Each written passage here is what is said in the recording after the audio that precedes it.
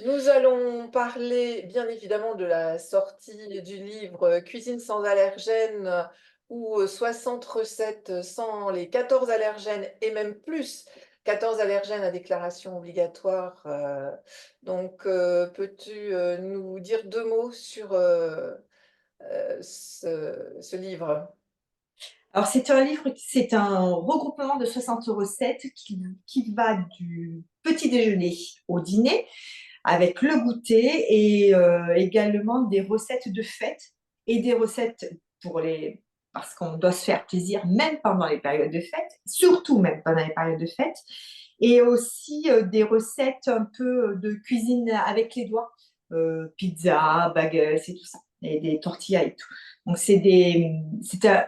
les recettes sont, je les ai un petit peu classées par niveau de facilité, de difficulté, mais accessible à tout le monde.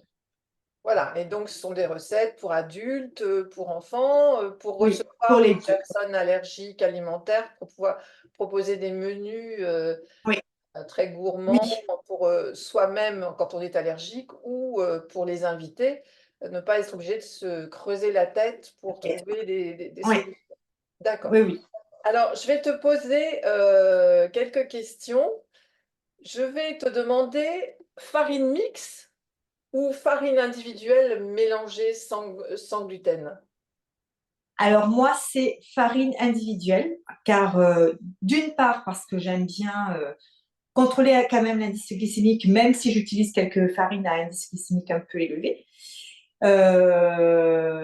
Et justement, le fait d'utiliser des farines individuelles et d'utiliser des farines à IG bas va me permettre de faire baisser mon indice glycémique. Et j'aime bien aussi contrôler la fécule que j'utilise. Du coup, jamais de mix industriel, jamais. Que des mix faits maison à base des farines que j'achète. Donc en général, tu mixes, enfin tu mélanges Ouais. toi-même Mm. 3 Ouais. 3 farines à peu près? Deux ou trois farines, alors deux farines, une fécule, ou alors je remplace la fécule par des graines de tournesol, des graines de courge mixées. Ça arrive aussi.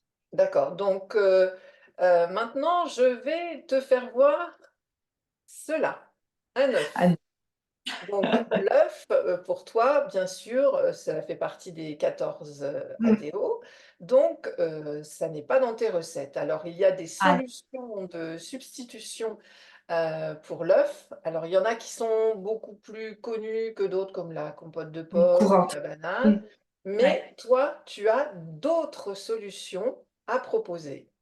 Alors, au début, effectivement, j'utilisais compote de pommes et de bananes, mais aujourd'hui, alors quasiment plus du tout. Et oui, au cours de mes ateliers ou de mes cours de cuisine, j'explique aux personnes comment je change, je remplace l'œuf, je substitue l'œuf,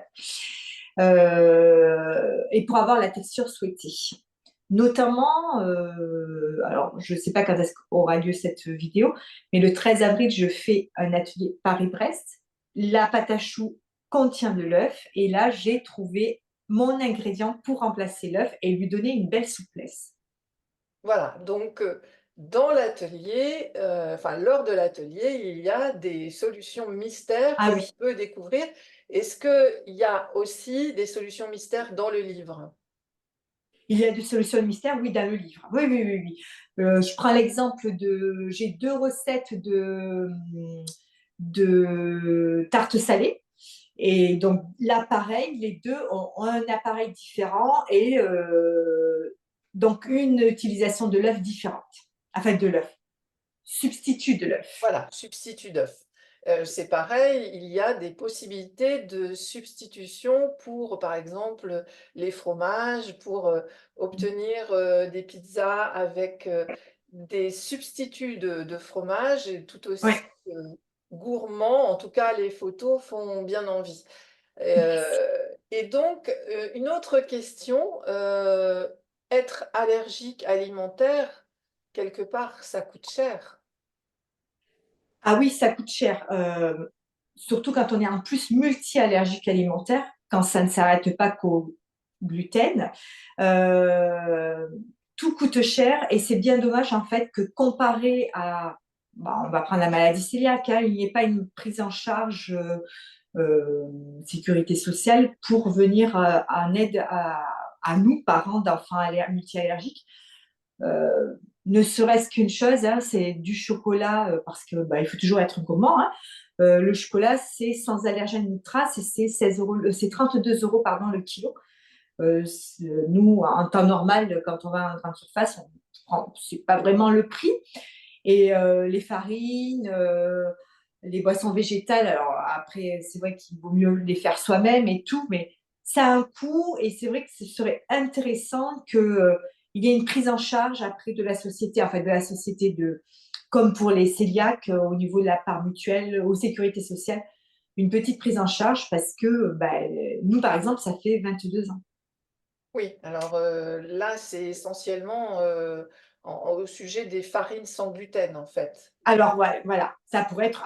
Et Oui, déjà, si ça serait bien, c'est parce que déjà. un sachet de 500 grammes de farine sans gluten, si on Ah peut. ben ça, oui, ça peut aller de 3 à 5 euros le sachet de 5 litres. D'autant plus que le code barre existait déjà, en gros. Pourquoi après ne pas l'ouvrir aux multi-allergiques et aux cœliaques en même temps? Alors, est-ce que c'est une réflexion qui est faite souvent pendant les ateliers Oui, des personnes qui font les cours de cuisine oui. et qui se retrouvent confrontées à ce genre de problème? Ah oui, oui, oui, c'est une réflexion qui revient et c'est aussi, par exemple, quand on fait le cours du pain sans gluten, à un moment donné, on est obligé de façonner le pain et je leur dis toujours, partez sur de la maïzena, c'est sans gluten et c'est moins cher. Donc, le coût, il rentre quand même aussi dans l'atelier. J'y fais référence quand même, on le sait très bien. Et c'est pareil, quand on fait le levain, je leur explique comment aussi utiliser une partie du levain pour ne pas le jeter, parce que ça a un coût aussi. Bien sûr. Alors après, il y a les histoires des boissons végétales qu'on peut en effet pouvoir Oui, même. fabriquer soi-même. Et dans ces Ouais. cas-là, sur le blog Allergique Gourmand, on retrouve quelques... Alors, sur Facebook, j'ai mis une recette, mais allez, en gros, on mixe toujours. Moi, je fais avec du lait de chanvre, de la boisson végétale de chanvre, pardon. On revient sur les normes. voilà. Je fais 120 grammes de graines de chanvre pour 1 litre d'eau. Et pour donner un petit peu de consistance, je rajoute 20 grammes de flocons de sarrasin et je mixe tout ensemble. Je filtre avec le filtre réutilisable à café et j'obtiens une boisson végétale, pardon, qui se conserve 3 jours au réfrigérateur.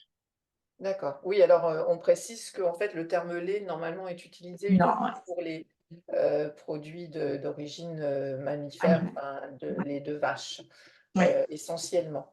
Alors, Mm. on va dire deux mots sur les cours de cuisine que tu donnes en visio.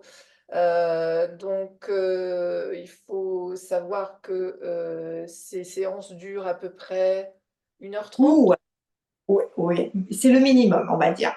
minimum. Comme je parle beaucoup et j'explique beaucoup, je peux aller jusqu'à 1h45. D'accord. Et donc, alors il y a l'atelier avec la confection en fonction de tel ou Mm. tel thème de l'atelier. Et Ouais. ensuite, les personnes ont quelques avantages en plus de l'atelier. Est-ce que tu peux les Alors, expliquer? il y a l'atelier, donc on réalise ensemble